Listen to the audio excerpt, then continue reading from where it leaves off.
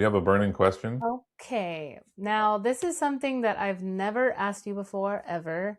Oh boy. Um, but I would just like to know if you had, I know, well, I know that you were always kind of like best friends with your cousin Chris and on and off again with like your older brothers, like throughout your life. But I want to know, did you actually ever have a best friend growing up that made an impression on you that you haven't talked to since that time? Ooh. Hang on, let me get ready for this. Okay. To turn the hat around. And then this is a different John now. My Um, goodness. Oh, that's the child version? yeah. So the best friend that made an impression on me, I had a couple of them actually. Okay. So when I was like 11, 12, we moved to this one house and I made this one friend named Derek. In fact, his name was Derek Mason. Derek Mason. Um, and I don't think we went to the same school because I don't really remember him at school. It was more like a after school kind of thing. Mhm. But we were the same. I think he was a year older than me. So maybe we did go to the same school, but we just had different classes, you know. Okay. Or maybe he was But homeschooled.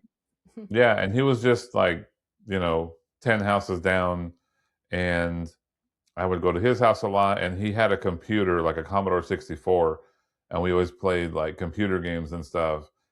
And in fact, I remember one time I ran away from home because I couldn't stand my stepmom. She was evil and mean to me all the Mhm. time.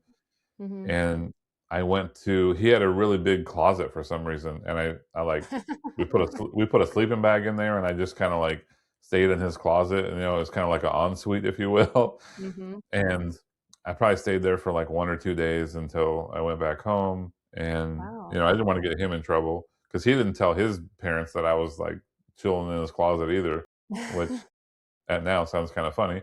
But Mhm. it was just really cool because we rode our bikes everywhere, and I was getting older, so I had a little more freedom and I had a place to go to. And I Yeah. had another friend that I went to school with. His name was Dan Rice.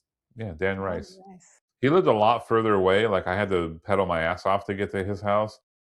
And he was a Mormon, and that was like the first time I ever had any sort of like Mormon culture injected into my life, which was kind of interesting because they were like strict Mormons, but his family was still kind of fun. Mhm. Which Okay, is cool. interesting because a lot of times if you're with a Mormon person or a Mormon family, they don't really invite you into their whole deal if you're not Mormon yourself. And Right. maybe that's what they were trying to do is kind of convert me. Who knows at this point? But he just had like really cool birthday parties. And I remember one time he had like a dirty dancing theme. And What? on his back patio, they had like a DJ and they had dancing and stuff.